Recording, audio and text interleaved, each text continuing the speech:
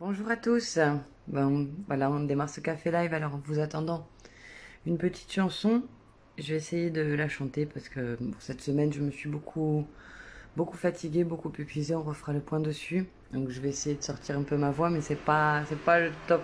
Je suis pas très satisfaite, mais je vais essayer quand même. Donc, une chanson pour introduire donc ce café live de la transition du week-end sur la thématique de l'éducation. L'éducation dans tous les sens, hein, les différents modes d'éducation, l'éducation alternative, l'éducation populaire, parce que vous savez que je viens de là. Et donc voilà, en attendant de vous voir venir, une petite chanson sur la tolérance, parce qu'en ce moment, on a énormément de soucis là-dessus, et il serait temps aussi de prendre conscience que voilà, si nous voulons ce monde d'après, il faut s'unir, il faut être tolérant.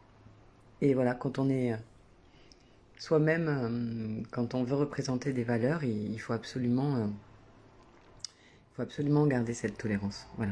Donc, à mon ami Pierre Perret, que j'aime beaucoup depuis toute petite, qui fait partie aussi des grands auteurs français que j'affectionne tout particulièrement, avec une carrière extraordinaire. Hein, d'ailleurs, dans le confinement aussi, il nous a fait de belles chansons. Mais voilà, cette chanson me plaît particulièrement et je vais vous la chanter. Enfin, en tout cas, je vais essayer. Donc, ne m'en voulez pas si c'est pas toujours très juste, mais je vais essayer de faire de mon mieux. Donc, en vous attendant, je démarre avec Pierre Perret pour vous faire voir tous arriver. N'hésitez pas, les deux personnes qui sont là, à partager ce live pour qu'il soit un maximum suivi. Et vous pouvez me retrouver aussi, j'ai maintenant une chaîne YouTube, Bouge ta citoyenneté. Donc vous pourrez retrouver l'intégralité des cafés live. Allez, c'est parti. Je vais essayer de tenir le téléphone comme je peux. On va essayer de trouver un moyen. Bon, je sais pas. On va essayer de faire comme ça. Tiens, ça tient pas. Attendez, un petit instant. Tac, tac, tac. On va faire comme ça. Désolé, hein, c'est pas toujours super bien préparé mes lives, je sais. Mais je vais essayer de m'améliorer et de faire de mieux en mieux. Voilà. On va y arriver peut-être comme ça. Allez, c'est parti. On la trouvait plutôt jolie, Lily. Elle arrivait de Somalie, Lily. Dans un bateau plein d'immigrés qui venaient tous de leur plein gré vider les poubelles à Paris. On croyait qu'elle était beau, Lily, au pays de Voltaire et d'Hugo, Lily. Mais pour Debussy en revanche, il faut de noir pour une blanche, ça fait un sacré distinguo. Elle aimait tant la liberté, Lily. Elle rêvait de fraternité, Lily. Un hôtelier rue Sécrétan lui précisait en arrivant qu'on ne recevait que des blancs. Elle a déchargé des cargos, Lily. Elle s'est tapée les sales boulots, Lily. Elle crie pour vendre des choux-fleurs dans sa rue des frères de couleur, l'accompagne au marteau-piqueur. Et quand on l'appelait Blanche-Neige, Lily, elle se laissait plus prendre au piège, Lily. Ça, elle trouvait ça très amusant, même s'il fallait serrer les dents, ils auraient été trop contents. Putain, elle aimait un beau confisé, Lily, qui était tout prête à l'épouser, Lily. Mais la belle famille lui dit non, nous ne sommes pas racistes pour dessous, mais on ne veut pas de ça chez nous. Elle a essayé l'Amérique, Lily, ce grand pays démocratique, Lily. Elle aurait cru sans le vouloir que sa couleur du désespoir, là-bas aussi ce fut le noir. Mais dans un Memphis, Lily, elle a vu Angela Davis, Lily, qui lui dit viens ma petite sœur, en s'unissant on a moins peur des loups qui guettent le trappeur. Et c'est pour conjurer sa peur, Lily, qu'elle lève aussi un point rageur, Lily. Au milieu de tous ces gugus qui foutent le feu aux autobus, interdits aux gens de couleur. Mais dans ton combat quotidien, Lily, tu connaîtras un petit peu bien, Lily. Et l'enfant qui naîtra un jour aura la couleur de l'amour à laquelle on ne peut rien. On la trouvait plutôt jolie, Lily. Elle arrivait des Somalies, Lily. Dans un bateau plein d'émigrés qui venaient tous de leur plein gré vider les poubelles à Paris.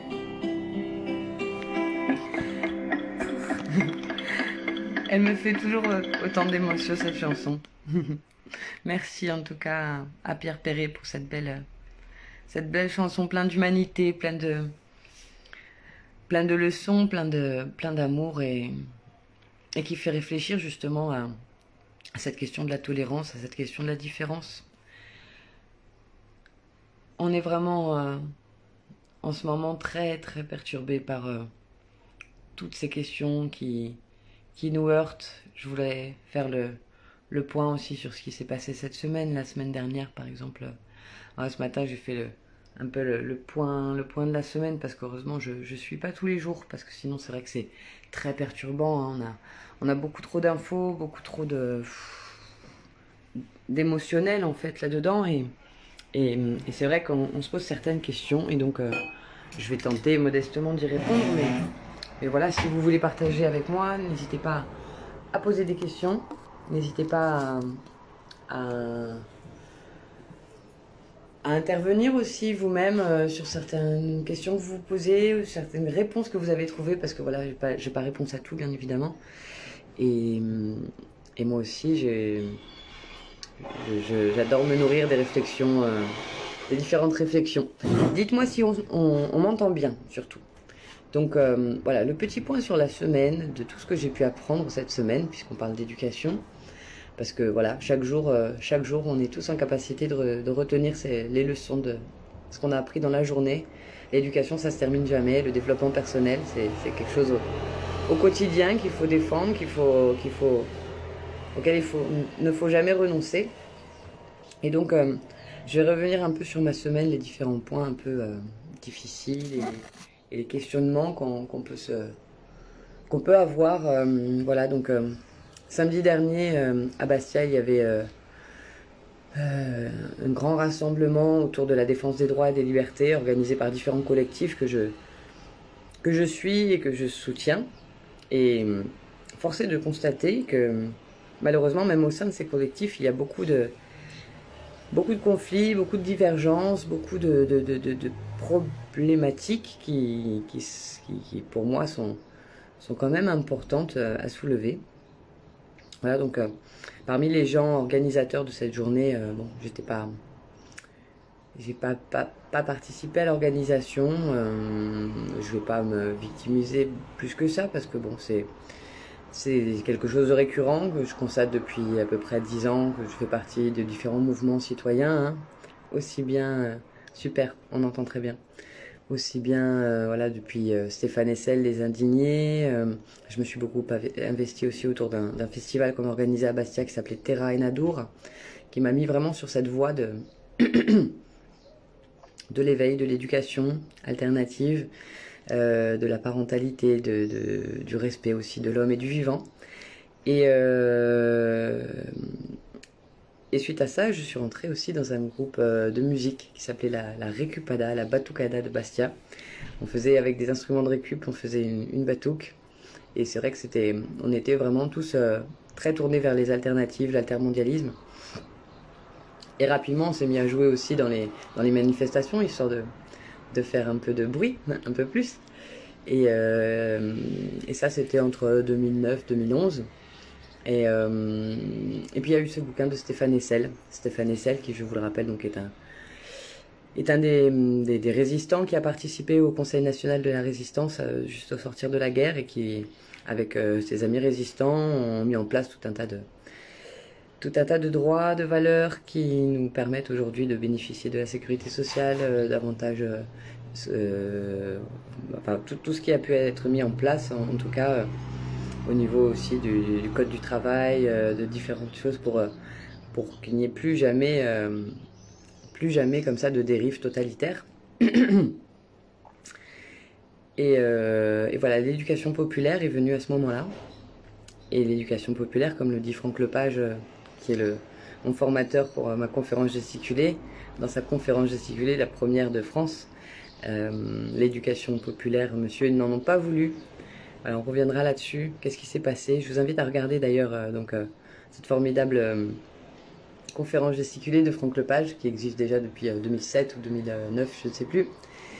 et donc qui est plein de bon sens et plein d'informations aussi à apprendre, parce que c'est ça qui est indispensable pour suivre ce travail d'information. Ça fait partie des choses pour moi qui sont vraiment essentielles. Je vais vous montrer un peu d'ailleurs la couverture, je crois que je l'ai dans mon sac à malice là-bas. Je vais vous chercher tout ça.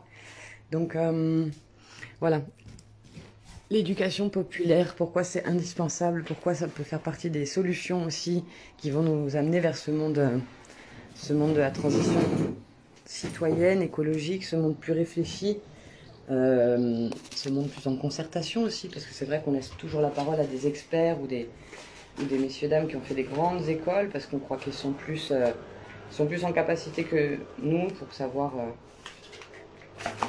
ce qu'on devrait faire de notre pays. Voilà, elle est là. Je vais vous la mettre dans l'autre sens. Tac, tac, tac, tac, tac, pardon.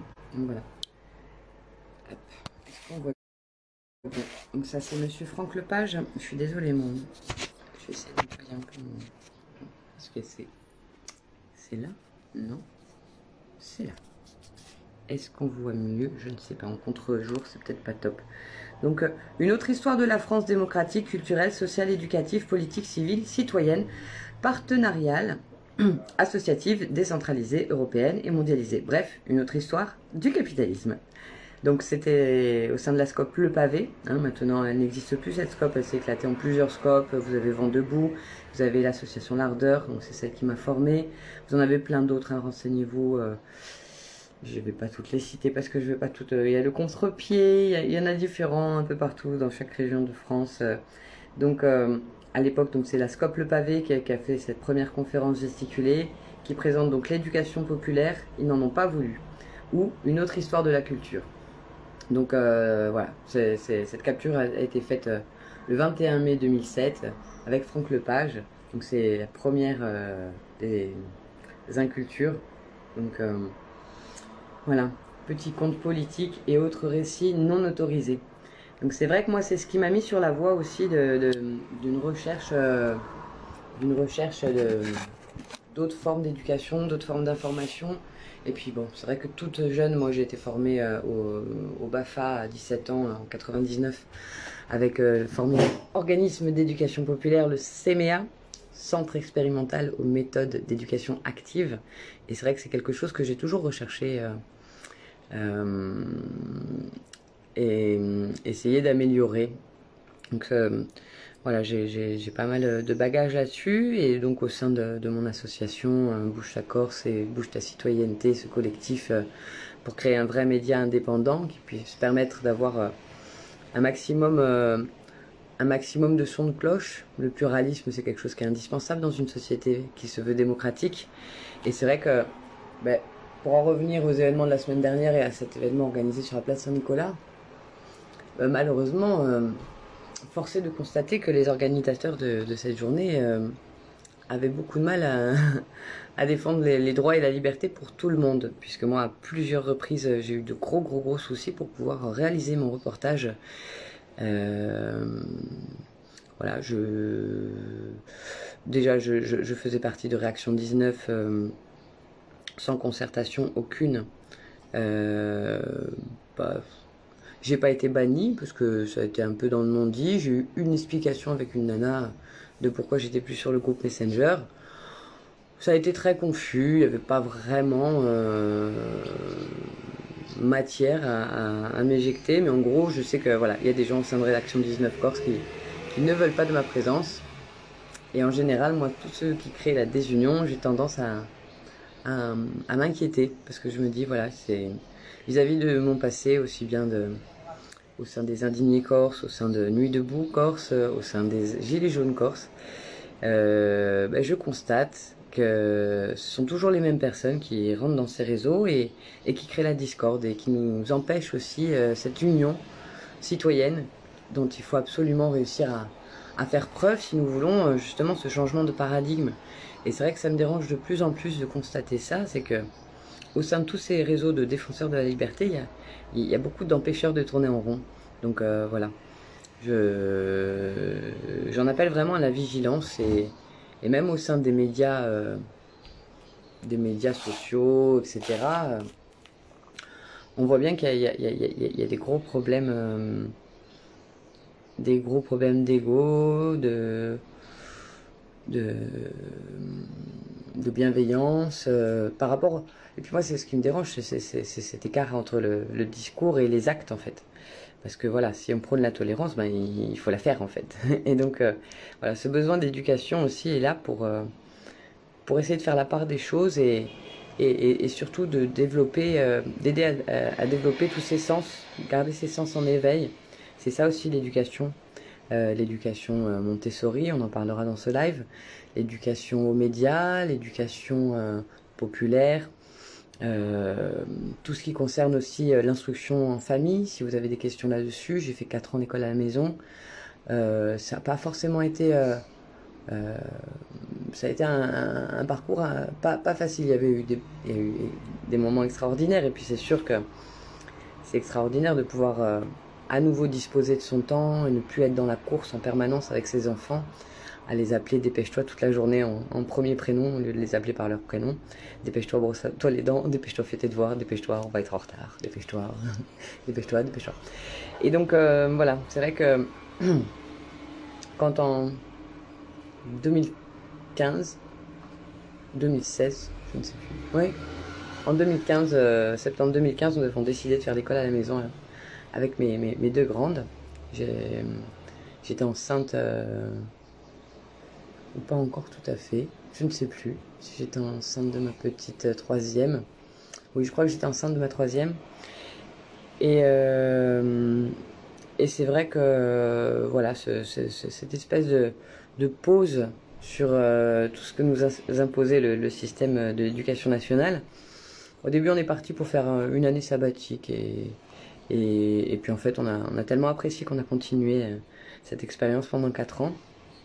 Ça n'a pas toujours été évident parce que bien sûr il faut cumuler le travail et l'école à la maison, donc c'était un peu compliqué. En plus voilà, on était dans notre média aussi, mais ça m'a permis aussi de pouvoir partager énormément de moments avec mes 2 filles aînées et de leur faire découvrir des choses qu'elles n'auraient jamais pu découvrir en étant passées par le cursus collège.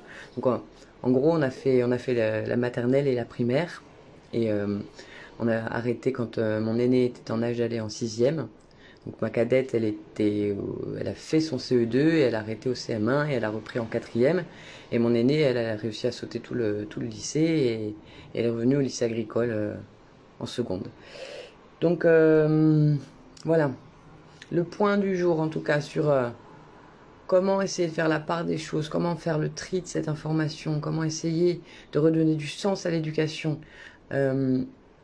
Moi, j'ai tendance à croire maintenant que toute personne, vu l'urgence de la situation, toute personne qui crée des divergences, qui participe à essayer de noyer les gens les uns contre les autres, tous ces médias qui se chicanent et qui se cherchent des coups dans la tête, enfin, à mon avis, on devrait tous mettre ça de côté. Parce que si on n'est pas en mesure, à l'heure actuelle, de créer des convergences et d'essayer d'œuvrer tous ensemble vers ce changement de paradigme, et ben soit on est un idiot utile et on a trop d'ego et du coup c'est pas ça qui va nous sortir de notre situation, soit on est carrément du côté de l'autre côté de la barricade. Je pense en tout cas, il n'y a pas beaucoup de solutions enfin il n'y a pas beaucoup de... Dans ma réflexion, je ne vois pas beaucoup d'autres solutions. Donc je ne sais pas si vous avez éventuellement, vous envisagez d'autres choses. Moi je ne sais pas comment expliquer ça, quoi.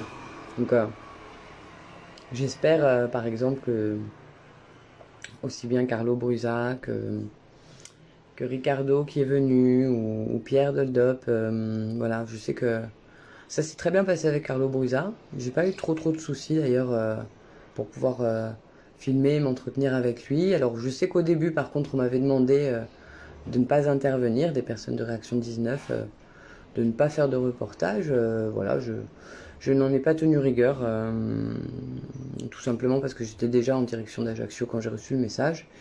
Et puis d'une part, je vois pas pourquoi les personnes qui se disent défendre les droits et les libertés interdisent aux autres de faire leur métier de journaliste. Ça, c'est pas entendable en fait. Donc, je vais poursuivre donc sur cette question d'éducation. Donc l'éveil des sens, hein, parce que ça s'apprend tout petit, ces réflexes-là de se respecter, de respecter l'autre, de respecter son environnement, de ne pas passer outre voilà, ce besoin d'intégrité des autres, etc. Et donc, comment essayer donc d'éduquer aussi bien son enfant que nous-mêmes. J'ai différentes propositions à vous faire, et puis après, s'il y a quelque chose qui vous intéresse un peu plus à développer, n'hésitez pas à me communiquer voilà, en message ce qui vous intéresse le plus. Donc, je vous ai montré, j'ai sorti plusieurs bouquins dont j'aimerais bien parler. Je vais vous les montrer tous. Donc, on a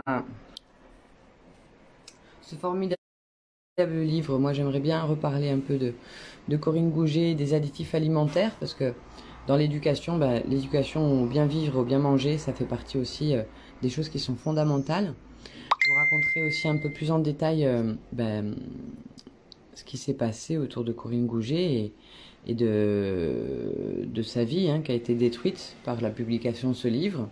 Mais tout au long de sa vie, elle s'est pas dévinée, malgré tous les bâtons dans les roues qu'on lui a mis, parce que voilà, on lui a pris ses enfants et tout porte à croire que elle a très mal fini. Hein, la version officielle, ce serait un suicide, mais tout porte à croire quand même que c'est un suicide un peu troublant. Donc voilà, moi quand je vois des vies brisées par justement l'envie de communiquer des informations et d'éduquer aussi à une meilleure alimentation et une prise de conscience, j'ai tendance à soutenir aussi et à faire en sorte que ces personnes ne se soient pas sacrifiées pour rien et à continuer de les faire connaître.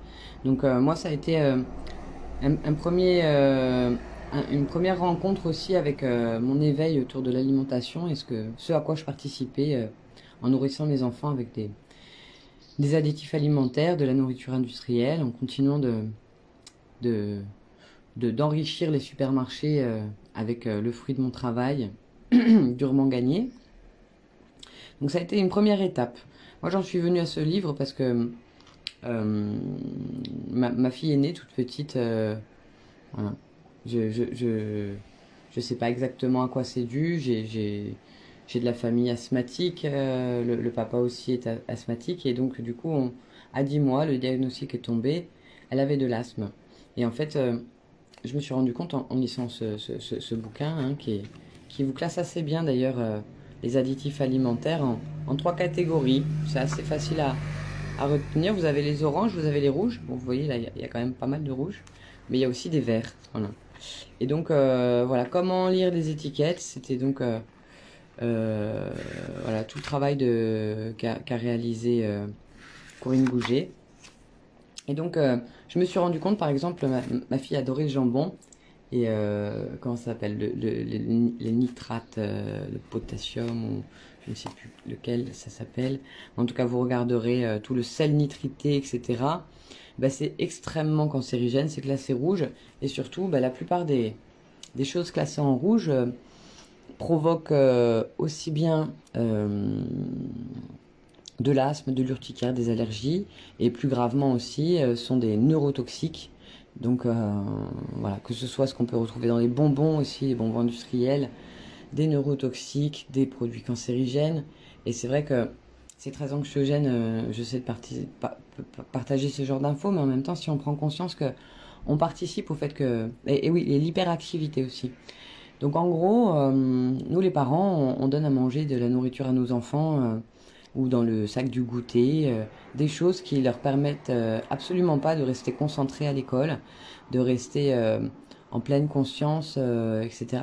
D'ailleurs, il y a un très bon documentaire, une petite expérience, peut-être on pourra se la mettre tout à l'heure si ça vous intéresse, d'une diététicienne, ça se déroule en Australie, qui a fait le test comme ça pendant 15 jours dans une école plutôt UP, hein, pas dans une école en ZEP.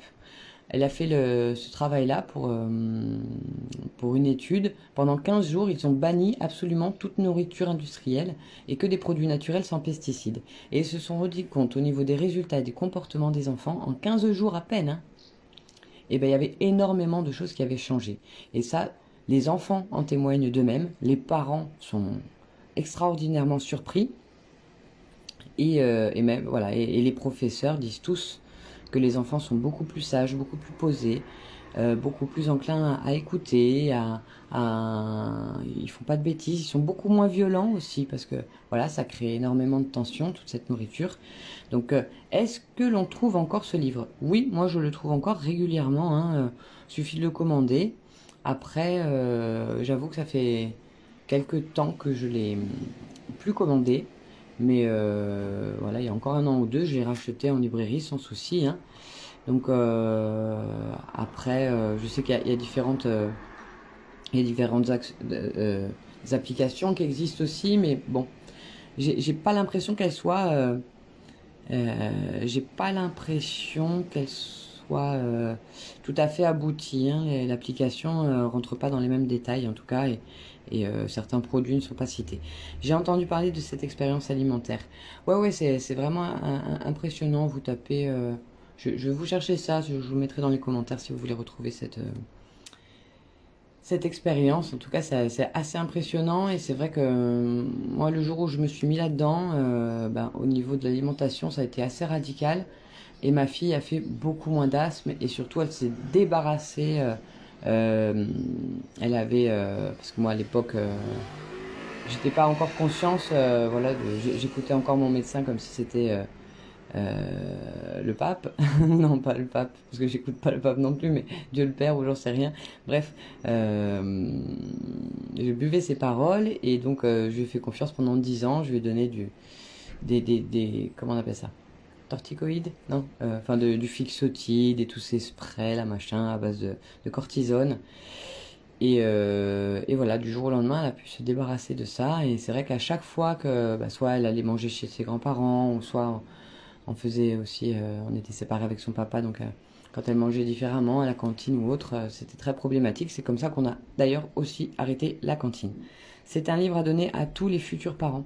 Évidemment, évidemment, mais voilà, même la femme enceinte, hein, doit faire attention à son alimentation. Moi, quand j'entends parler des femmes enceintes qu'on vaccine, ça me révulse. Je suis pas contre le vaccin, hein, vraiment. Mais par contre, voilà, un vaccin qui n'a pas, qui ne peut pas s'appeler vaccin parce qu'il n'y a pas eu le délai suffisant pour pouvoir faire des expérimentations sur les rats de laboratoire pour savoir exactement s'il était fiable, pas fiable. Voilà, faut rappeler qu'un vaccin, pour être appelé comme tel, il y a au moins 5 à 8 ans d'essai dessus. Et si en année 3, les rats sont tous stériles et en année 4, les rats sont tous morts, eh ben, on ne commercialise pas le vaccin. Et ça arrive extrêmement souvent. Donc voilà, on fait un peu trop d'expériences sur les humains en ce moment. Moi, ça me déplaît fortement. Et quand je vois dans les médias... attendez, il y a le train qui va passer, on va plus s'entendre. Je vous montre. Coucou la Micheline.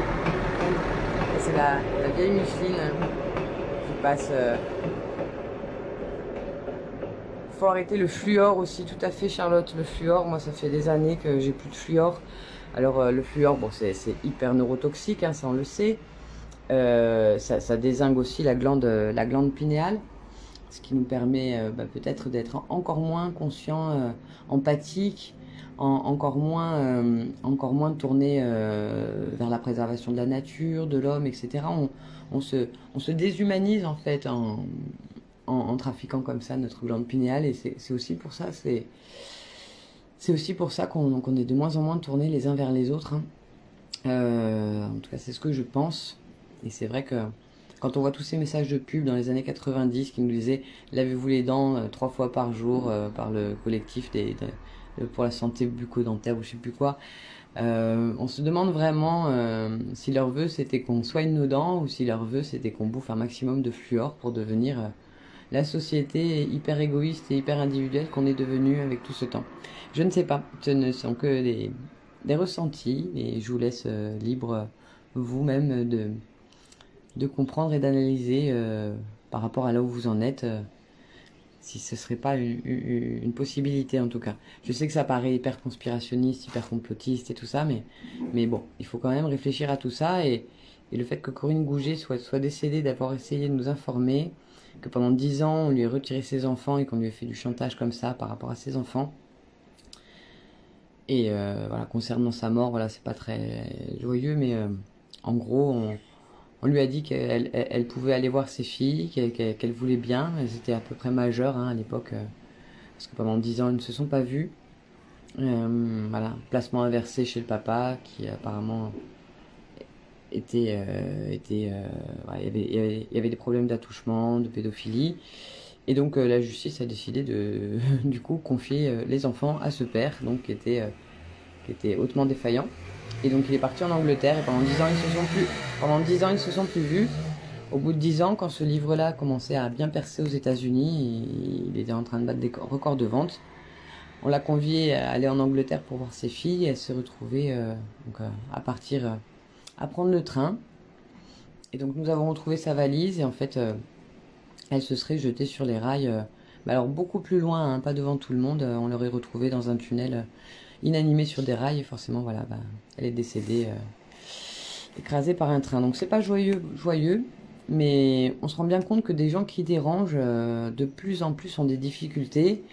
On se rend bien compte aussi que les gens qui dérangent n'ont pas accès aux médias, hein, que ce soit les médias dominants et même les médias de Facebook. Hein, moi, pour m'être fait débaucher sans plus d'explications que ça de différents médias, tout porte à croire que voilà, c'est pas forcément de la résistance en bonne et due forme, mais bon, de la résistance contrôlée.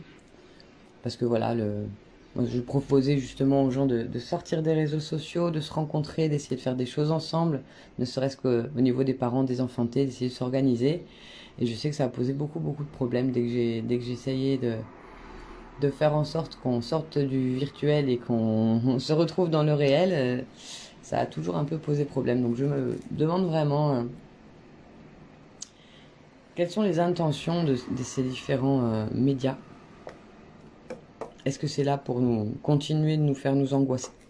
Parce qu'apparemment, voilà, lanceur d'alerte, ça passe. Lanceur de solution, c'est beaucoup plus compliqué. Voilà. Donc au niveau des lanceurs de solutions, je reviens aussi sur le formidable manifeste de la transition citoyenne et écologique corse que nous avons lancé, hein, pour mettre en avant la NOL, pour faire la nique au NOM. On fait la NOL, nouvelle organisation locale. Voilà. Donc on reviendra là-dessus et on reviendra aussi donc sur tout ce pan là des écoles démocratiques. Donc l'éducation, c'est aussi l'éducation aux médias, faire un vrai média pour nous, par les citoyens, pour les citoyens. La création d'écoles démocratiques, parce que c'est vrai que c'est hyper sympa l'école à la maison, l'instruction en famille, mais quelque part il faut se trouver des réseaux de parents, il faut s'organiser, parce que l'école de temps en temps ça va, hein, c'est gérable hein, pour ses propres enfants, mais tous les jours avec ses propres enfants, avec tout ce qu'on essaye de faire, enfin c'est très compliqué d'être parent et instructeur. Moi j'ai toujours eu beaucoup plus de facilité à éduquer les enfants des autres que à faire l'instruction en famille auprès de mes enfants. Ouais, bien sûr, j'ai éduqué mes enfants, mais je veux dire, voilà, c'est plus simple quand on n'a pas d'affect.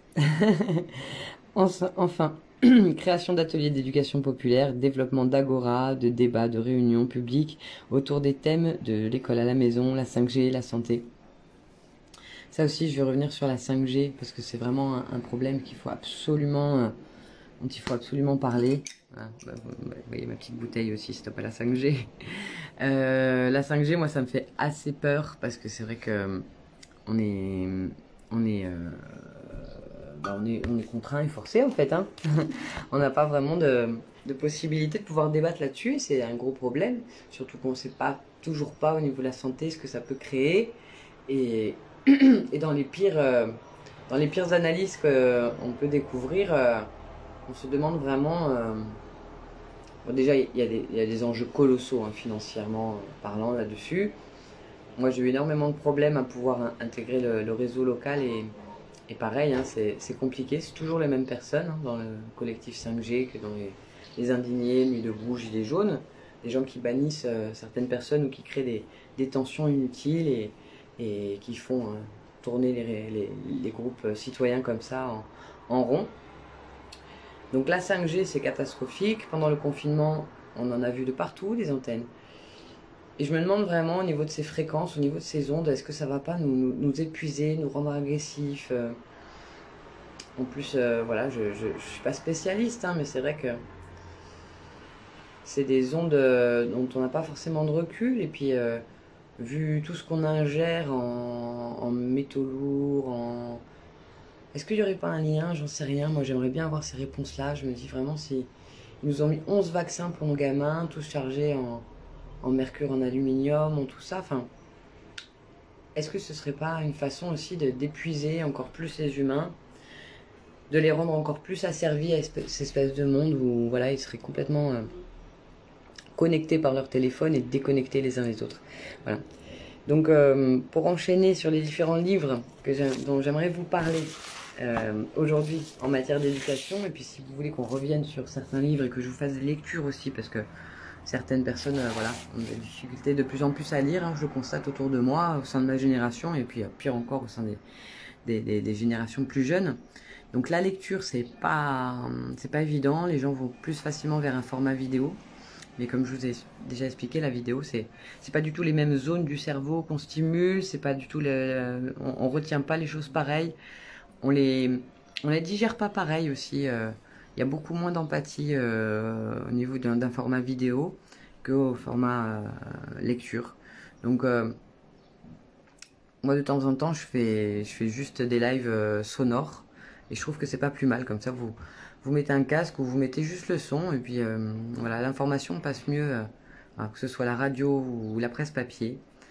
Et c'est vraiment l'objectif aussi que j'aimerais lancer avec vous, de retourner un format papier qui puisse être convaincant, participatif, extrêmement démocratique, parce que nous l'idée c'est que chacun peut participer à la rédaction, mettre en avant sa région et être publié. Et puis moi, si je suis pas d'accord avec et moi si je suis pas d'accord avec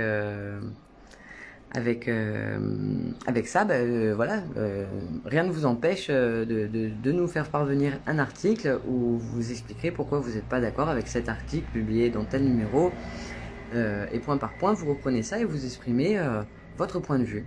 Et voilà, même si voilà, il y a des gens peut-être qui vont communiquer leur point de vue en ayant plutôt des analyses entre guillemets d'extrême droite ou d'extrême gauche. Voilà, rien ne vous empêche de créer un débat contradictoire et d'exprimer votre point de vue totalement différent.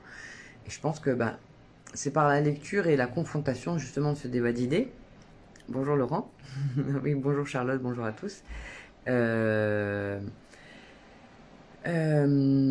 En créant ce débat contradictoire, c'est comme ça aussi qu'on fera taire toutes les idées nauséabondes, nauséabondes, ouais, je crois. Bref, toutes les idées un peu puantes. Parce que voilà, si on laisse les gens, si on les empêche de parler, si on crée de la censure, forcément déjà ils se victimisent. Et puis c'est pas comme ça qu'on fait avancer la société. Parce que du coup après on dit voilà, ils nous empêchent de parler, etc. Donc au contraire, c'est là que ça renforce des tensions. Et donc voilà, laissons la parole à tous. Et puis vous allez voir que l'agora, le débat public, ça fait fermer sa bouche aux idées pourries, quoi. Et donc il faut absolument qu'on puisse créer d'autres formes de médias, des médias voilà, qui nous contraignent pas à rester devant notre ordinateur toute la journée et qui nous permettent de faire autre chose. Qu'est-ce que tu as dit, Charlotte? Oui, salut. Salut Charlotte, je t'ai vu réagir. Tout cela nous rend plus malades pour produire des clients, évidemment. Ça, c'est vrai que c'est un commerce qui marche bien, hein. Vendre le poison et puis après vendre l'antidote, c'est sûr que le capitalisme, il se frotte les mains avec ça. Donc, voilà. Second bouquin dont j'aimerais bien vous parler. J'ai pas fini de le lire, mais par contre, voilà, je connais assez bien sa vie. Oui, nauséabonde. Merci Charlotte. Je suis un peu fatiguée, je me suis un peu reposée quand même cette semaine, mais je vous avoue que voilà, les neurones ne sont pas toujours en place. On a Nini qui est là, salut Nini. On aura plein de choses à se dire encore, hein. Je t'ai envoyé quelques infos là et on va s'y mettre toutes les deux, ça va être chouette. Au niveau de l'union universelle des parents, des enfantés, il y a encore beaucoup de choses à dire, mais on en reviendra, c'est pas la thématique du jour. Donc au niveau du second bouquin dont j'aimerais bien vous parler, voilà. La pédagogie religieuse de Maria Montessori. Alors, je vous entends tout de suite hurler. La pédagogie, oui. Religieuse, on est dans un état laïque, c'est quand même compliqué, mais je vais vous expliquer aussi pourquoi je défends, voilà, Maria Montessori, faut le dire, elle était extrêmement religieuse. Dieu a donné à l'enfant une nature propre et ce faisant a fixé certaines lois de développement définies tant pour la vie du corps que de l'âme. Donc Clément adore cette méthode, bah, super, bah, c'est sûr. Hein. Donc on reviendra un peu sur les différents principes de la méthode de Maria Montessori. Il faut savoir quand même que c'est une femme qui est née, enfin, qui a développé ça au début du siècle dernier. Et donc,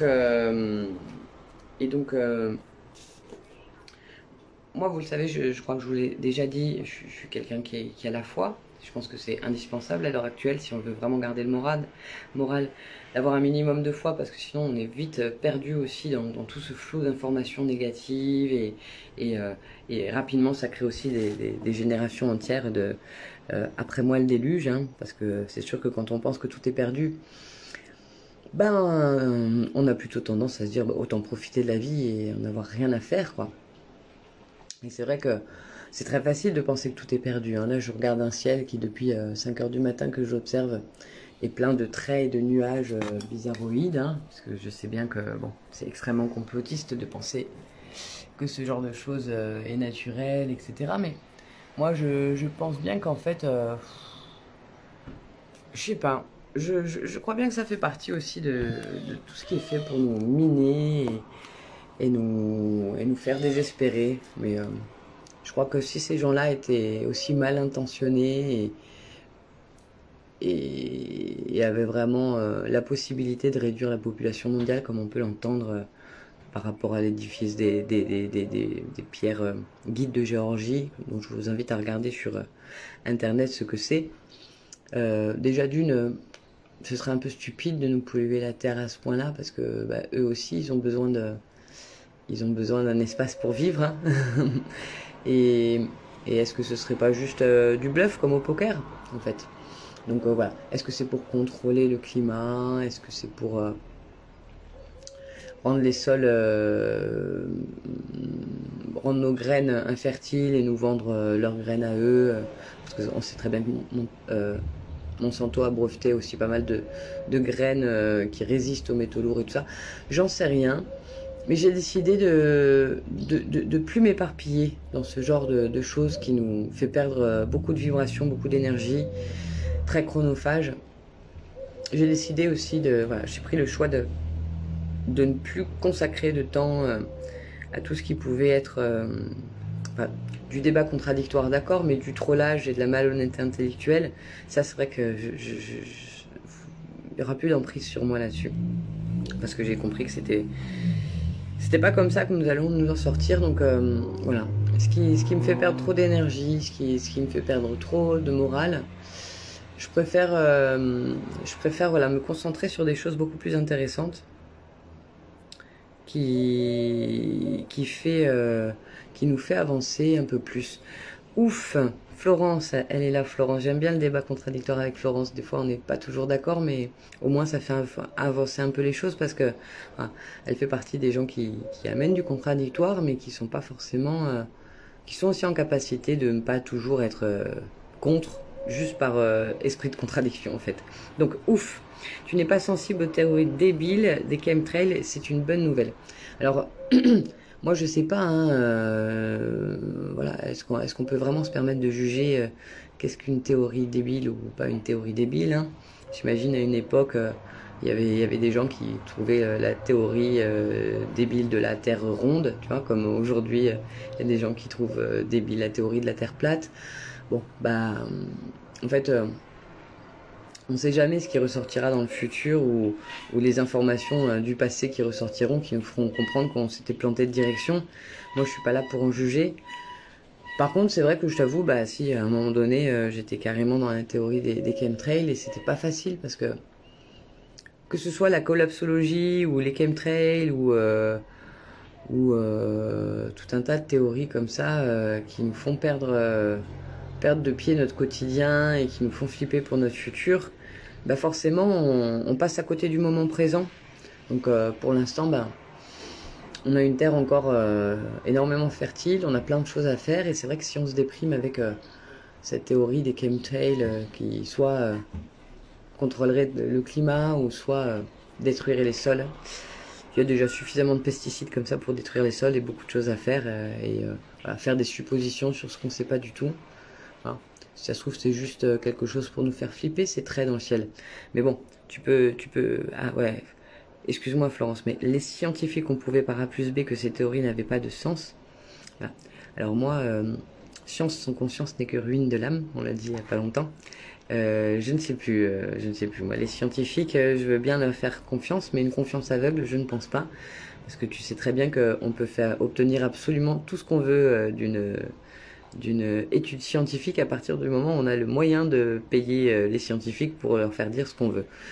Ça s'est reproduit énormément de fois, hein. Il y a aussi bien les scientifiques qui ont fait des études sur les dangers du tabac, sur les dangers du Mediator, sur les dangers de l'amiante, des scientifiques qui nous ont dit que non, le nuage de Tchernobyl n'allait pas passer au-delà de la frontière. Donc moi voilà, quand on me dit les scientifiques, déjà j'ai tendance à faire déjà si on me dit tel scientifique avec tel diplôme, telle université, tel ceci, tel cela, je veux bien écouter. Par contre, un terme généraliste comme ça, comme les scientifiques, voilà.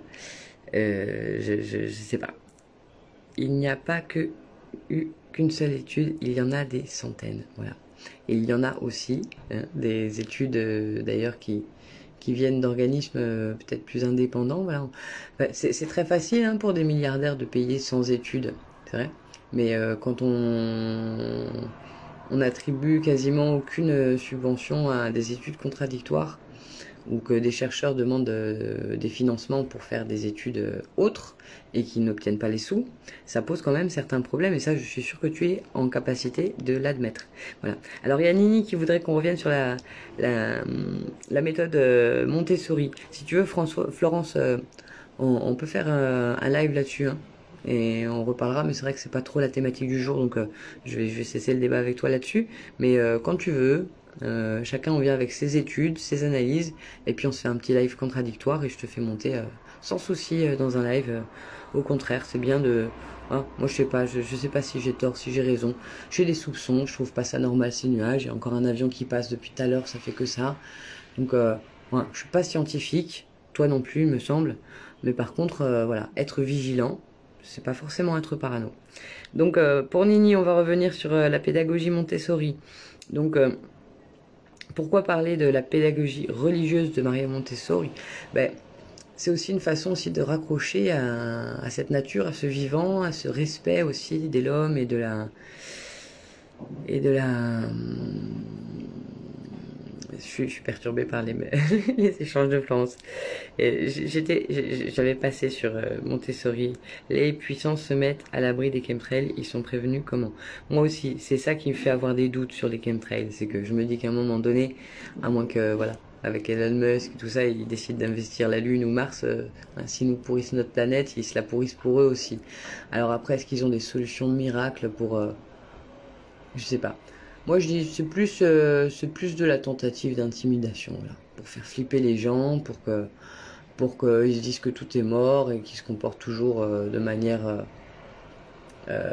contre nature, en continuant de consommer du plastique, du pétrole et sans se poser de questions plus que ça. Peut-être que c'est ça. Le livre de Claire Sévrac est très bien sourcé, La guerre secrète contre les peuples. Oui, tout à fait. Bah écoute, voilà, moi je l'ai connu, Claire Sévrac, je suis toujours en contact aussi avec sa fille et son mari qui vivent en Corse. Voilà, je distribue aussi ses livres. Et bon, en même temps, je fais ce travail d'information là parce que c'est vrai que bah, c'est compliqué de pouvoir avoir ce débat contradictoire. Et en même temps, voilà, je fais juste mon travail d'émetteur, hein, je suis pas là, j'ai pas la prétention de tout savoir, mais en même temps, voilà, quand je sais aussi comment cette femme est décédée, et ben tout porte à croire aussi que c'est très flippant. D'ailleurs, hein, je vais me permettre de faire un peu de promotion. Il est là, Merci pour avoir raté Claire Sévrac. Donc vous pouvez commander les livres de Claire Sévrac, ça va faire rager Florence, mais voilà, vous avez donc les éditions Ellie et Mado, hein, ce sont des copains. Vous avez différents livres. Dans celui-ci, on parle aussi étonnamment de la crise Covid et de tout ce qui va se passer en 2021. Elle était aussi médium, hein, Claire Sévrac apparemment. Voilà, donc découvrez ce qu'on vous cache. Vous avez la guerre secrète contre les peuples, crime alimentaire organisé, et voilà, moi ça c'est mon ami donc Olivier Tchouk, j'ai déjà fait quelques lives. Allez, on voit plus bien. Olivier Tchouk, j'ai déjà fait quelques lives avec lui sur l'éveil des consciences de 2015. Et donc voilà, le site internet commandé sur www.eliemado.com. Voilà. Et si jamais moi vous les retrouvez sur mes stands quand je fais des stands un peu partout. Voilà, c'était le petit point pub Claire Sévrac. Désolé Florence si ça te fait monter au créneau. Mais en même temps, voilà, il faut parler de tout. Et puis si Claire Sévrac s'est plantée, il n'y a pas de souci. Moi je peux... Je te laisse la parole volontiers dans un live pour expliquer pourquoi elle s'est plantée et voilà, peut-être qu'elle est pas décédée de ses prises de position. Pourtant, voilà, elle a bien prévenu aussi que on l'avait plusieurs fois menacée de mort, hein, pour son travail. Et donc, moi je l'ai connue, il me semble en 2015. Elle est décédée l'année d'après, au moment de Noël, il me semble. Ou je l'ai connue en 2016. Je l'ai connue en 2016 et elle est décédée à Noël 2016, il me semble. Quelques jours après, le 26 décembre 2016, il me semble. Donc elle avait prévenu quelques mois avant, hein, qu'elle risquait fortement de décéder parce qu'elle s'était fait piquer dans un hall de gare ou d'aéroport, je ne sais plus. Donc voilà, quelqu'un l'avait piqué et bon, ça arrive souvent, hein, des dissidents comme ça qui se font piquer avec des injections de plutonium, on n'en sait rien. Ça se passe plutôt en Russie ou c'est plutôt le Mossad ou des services secrets qui font ce genre de choses, mais voilà, il y a des militants qui disparaissent de ça. Et donc elle avait prévenu quelques mois avant qu'elle risquait de décéder brutalement, et puis en 2-3 mois, cancer généralisé, elle a disparu. On va revenir, Nini, hein, sur la pédagogie Montessori, je suis désolée.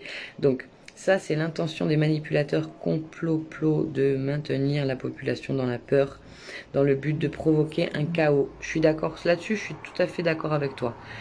Très bon terreau pour installer un régime totalitaire. Désolé, j'arrête de parler des chemtrails. Ouais, je suis tout à fait d'accord avec toi, et c'est ce que je disais en tout début de live. Alors moi, tenir les gens par la peur de ceci, de cela, ça pourrait être une très très bonne stratégie pour, voilà, quand on n'a pas les moyens de pouvoir réduire la population mondiale, faire en sorte de la faire tellement flipper qu'elle se réduise par elle-même, en créant des conflits, en créant des guerres civiles, en créant tout un tas de choses. C'est tout à fait possible. En tout cas, c'est vrai qu'il y a des choses bizarres qui se passent. Et moi, j'ai clairement ressenti samedi dernier, là, quand j'ai voulu faire mon travail journalistique auprès de ces gens. Voilà, je ne sais pas quelles sont leurs intentions.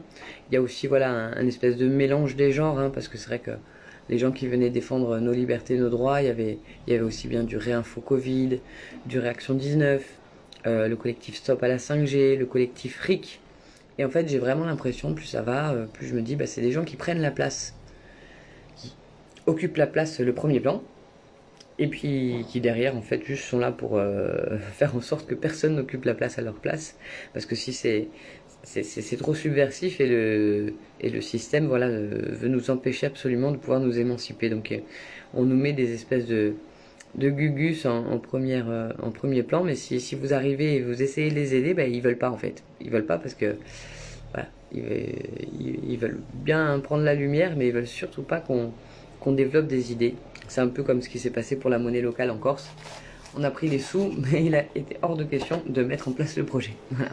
Bref, on revient sur la pédagogie Montessori, donc avec ce petit bouquin que je vous invite à chercher, donc aux éditions Artege. Donc je vais vous lire quelques passages si vous voulez bien, puis si vous voulez que je vous en fasse la lecture, on le fera un petit peu plus. Je vais le mettre comme ça, ce sera peut-être plus facile pour moi pour lire. Ouais, voilà. Donc, La pédagogie religieuse de Maria Montessori. Lorsque Saint Pie X permit l'accès précoce à l'Eucharistie, il initia une révolution dans la pédagogie religieuse. Comment s'adresser à de jeunes enfants? Maria Montessori s'attela à la tâche, formalisant sa pédagogie intuitive dans le domaine du sacré.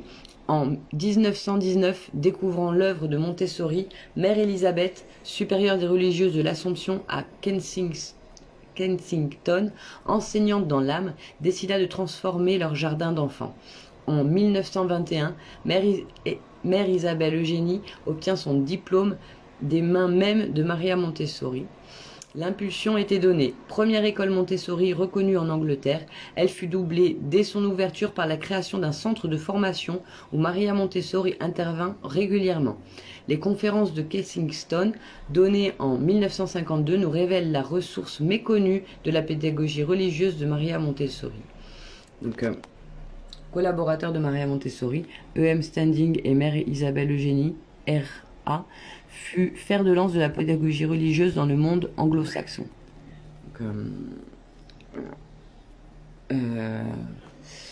Donc, voilà, je sais que ça peut heurter certaines personnes qui se font le choix d'être athées. Moi, je suis dans le respect de toutes les croyances, hein, parce que faut arrêter de dire que les athées ne sont pas croyants. Hein. Les athées croient que Dieu n'existe pas. Donc, ils sont tout aussi croyants que les autres, mais chacun à sa manière. Et il faut respecter absolument... faut respecter absolument les croyances de chacun. C'est comme ça qu'on fait des êtres libres et respectueux les uns des autres. Alors, je voulais pas forcément vous lire tout de suite ça. Je voulais vous dire... attendez, je vais chercher la page directement. Donc ça fait partie des bouquins que vous pourrez retrouver sur mes stands quand je fais des petits stands d'information. Il est où? Il y a l'introduction. On ne reviendra pas forcément. Hein, Si vous souhaitez que je vous fasse la lecture de ce genre de livre, il n'y a pas de souci. Je vais le poser, ce sera plus simple pour chercher la bonne page. Voilà. Et puis après, je vais passer au troisième livre parce qu'il est déjà 9h30. Et je pense que c'est suffisant, 1 heure de live. On peut faire un peu plus si vous voulez, mais...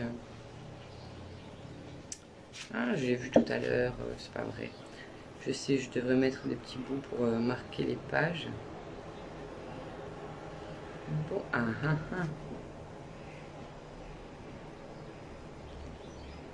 Voilà.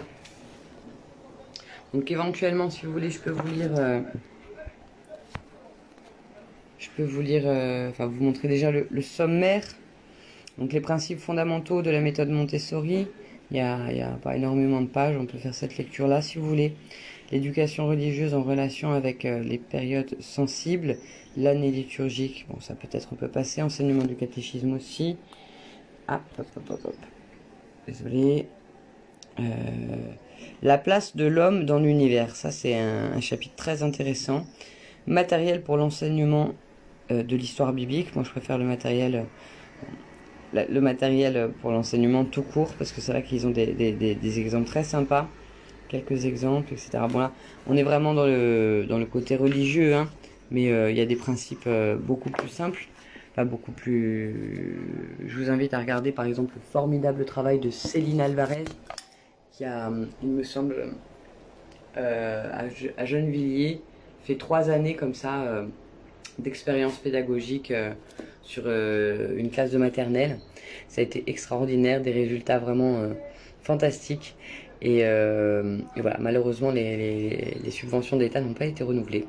Bizarrement, quand ça fonctionne, dans l'éducation nationale, on ne donne plus l'argent. Voilà, on préfère que les gosses arrivent avec 30% de lacunes en lecture et en écriture, arriver au collège, c'est beaucoup mieux. Ça fait des bons petits citoyens qui ne se posent pas de questions et qui poursuivent, voilà, qui sont des bons petits consommateurs, des bons petits travailleurs et surtout pas des gros emmerdeurs. Voilà. Je fais partie encore d'une génération qui a pu avoir accès comme ça à un enseignement de qualité. Je suis né en 83. J'ai eu la chance de n'avoir qu'un téléphone portable, et encore c'était à l'époque, c'était pas des smartphones, hein, c'était juste les vieux 32 ou je sais pas quoi, les Nokia quoi, donc juste pour téléphoner. Et c'est vrai que maintenant qu'on constate que les jeunes sont de plus en plus devant les écrans, on voit bien que ça fait des ravages hallucinants quoi. Désolé, il y a un petit groupe de cyclistes qui passe. Donc voilà, ça aussi, il faudra en parler. Hein. Comment c'est possible que les jeunes maintenant soient si souvent devant leurs écrans? Est-ce que nous, en tant que parents, on peut pas essayer de faire en sorte de faire un retour, pas un retour en arrière, hein, mais un retour aussi à des choses beaucoup plus... passer du temps ensemble. Vous voyez bien que la courbe de l'autisme entre la mauvaise alimentation et le tout écran en permanence, ça crée pas du mieux-être. Hein. Les enfants qu'on met très jeunes devant des programmes pédagogiques à base d'écran, on voit bien qu'ils cumulent un retard assez hallucinant. Je vous invite d'ailleurs à regarder l'excellent documentaire Demain tous crétins. Un autre, Suivez la lumière bleue mais jolie, j'en ai déjà parlé. Et un troisième, La fabrique de l'ignorance, il me semble. La fabrique de l'ignorance. C'est pas joli, et puis voilà, je reviendrai pas longtemps là-dessus, mais avoir laissé les élèves de CP là toute une année avec un masque sur le visage et leur instituteur avec un masque sur le visage, je sais pas, vous voyez comment on peut faire. B et A, bas. B et E, B. Vous imaginez déjà qu'avec la méthode, comment ça s'appelle, pas inclusive, mais méthode syllabique et méthode... Nous, on a appris selon la méthode syllabique plus ou moins, mais il commençait à faire la méthode globale et ça a créé énormément de ravages. Hein. Bon, ça a fait bien marcher comme ça les orthophonistes, mais forcément, ça pose quand même beaucoup de problèmes. Et à l'heure actuelle, moi, je vois, j'ai eu beaucoup de problèmes de dyslexie petite, hein, mais voilà, je vivais dans une maison, on était 5, on avait 6 télés, donc forcément, trop d'écran, ça ne participe pas. Trop d'écran et surtout pas assez de bouquins. Ça n'aide pas à l'accès à l'écriture, au langage, de la lecture, tout ça. Alors, qu'est-ce qu'elle nous dit encore, Charlotte? Si Macron donne une enveloppe aux jeunes pour lire des livres, on saura quel livre leur commander. Oui, tout à fait. Et bien alors, je te fais une troisième petite promotion. Justement, pour parler aussi de tous ces sujets-là, parce que c'est important. Je sais que c'est contradictoire par rapport à ce que je fais en ce moment même, mais le super bouquin publié par le collectif de la décroissance, donc Résilience, Internet ou le retour à la bougie. Donc ça, c'est souvent ce qu'on nous reproche à nous les transitionneurs, les bobos bio, les bisounours utopistes, je ne sais pas comment on se fait appeler encore, mais voilà. Donc ça, je remercie Nathanaël qui participe aux Amish de la décroissance de Montpellier, de m'avoir offert ce super bouquin quand on s'est rencontrés quand j'étais à Montpellier. Ça, c'est le petit mot de Nathanaël. Voilà, le 24 mai 2021. Salut Céline. Pour marquer ce jour où l'on se rencontre dans la chair et l'os et le soleil de Montpellier, Nathanaël. Donc un grand merci à toi. J'ai pas fini de le lire, malheureusement. J'ai pas beaucoup de temps à consacrer à la lecture en ce moment, mais je vous fais au moins la table des matières. Donc l'introduction, on peut la lire si vous voulez. Donc chapitre 1, la centralité de l'outil. Chapitre 2, le taux de connexion devient démentiel. Chapitre 3, la transformation des métiers. Ça aussi, c'est... S'il y a un chapitre qui vous intéresse, je vous le dis. 4, atomisation du cerveau et de la condition humaine. 5, l'uniformisation standardisée des humains et la nouvelle unicité de l'être. Ça aussi, point important. Le 6, taylorisme, hiérarchie et hétéronomie. 7, Internet est gouverné par les GAFAM. Ça c'est terrifiant. C'est pour ça qu'il faut absolument qu'on se casse de Facebook vite et qu'on se retrouve en collectif et en groupe, voilà, des assemblées citoyennes locales par exemple, des choses comme ça, et qu'on crée des réseaux sociaux mais dans le réel et pas dans le virtuel. Je sais, c'est en totale contradiction avec ce que je fais, mais en même temps il faut bien vous sensibiliser là où vous êtes, c'est-à-dire devant vos écrans principalement, parce que quand on appelle à la réunion ou rencontre, il n'y a pas grand monde qui vient, parce que voilà, il y a trop de débats, de pinaillage et de blabla sur les réseaux, et malheureusement, voilà, on se fait happer soi-même à regarder plein de trucs qui font flipper, à regarder plein de gens qui se déchirent, c'est de la télé-réalité en fait un peu, hein.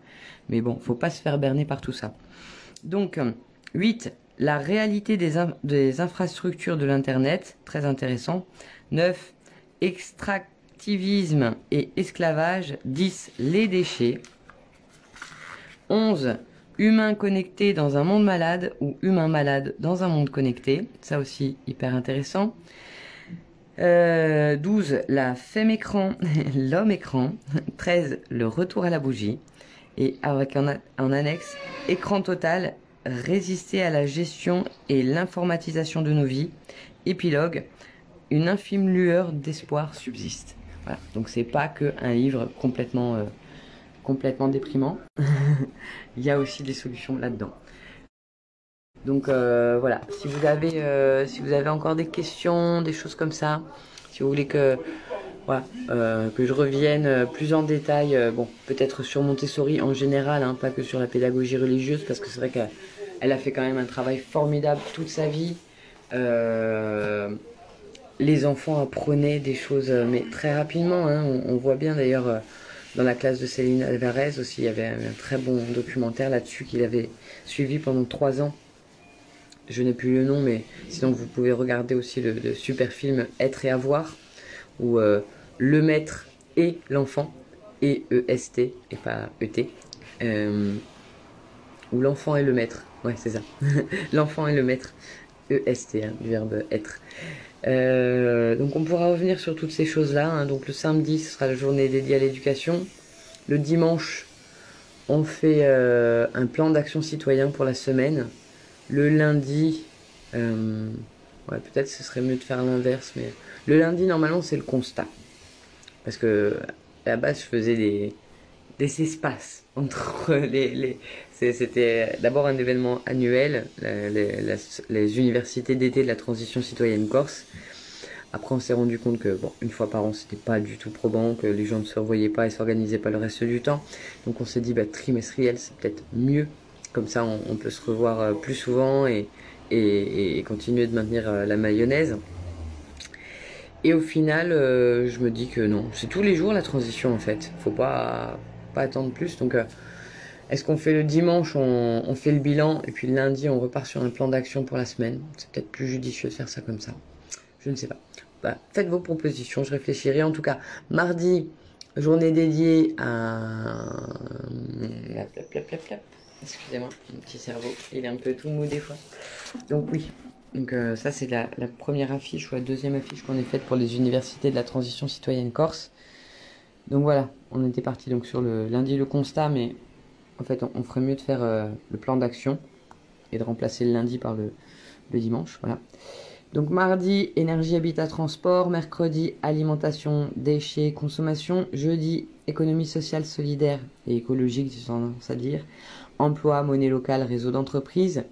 Le vendredi, démocratie, médias indépendants. Et le samedi, éducation alternative et citoyenneté. En gros, éducation populaire et éducation alternative. Et donc le dimanche, voilà, on fait plutôt le constat. Et comme ça, après, on repart sur le lundi, plan de rédaction citoyen pour la semaine, avec un résumé aussi de toutes les actions qui sont lancées pour la semaine, etc., etc. Et on recommence chaque semaine. Et voilà, pour l'instant, ce sont des réunions plutôt soit à moitié en live, soit à moitié en présentiel, en fonction des gens que j'ai autour de moi et de disponibles. Voilà, je continue de lancer au sein de mon quartier. Là, vous avez vu, j'ai bougé, je suis en Baleine ce week-end, mais sinon, j'essaye de m'activer autour de mon quartier.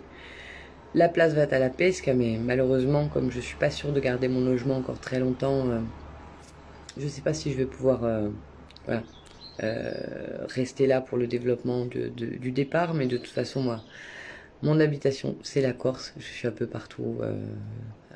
J'ai des petites poches de résistance où je peux aller rouler ma bosse. Après, c'est sûr que pour récupérer un peu ma vie d'avant et mes enfants, ça va être compliqué, mais c'est vrai que de toute façon, moi, mon envie, c'est de leur laisser un monde meilleur que ce qui est en train de se dessiner là.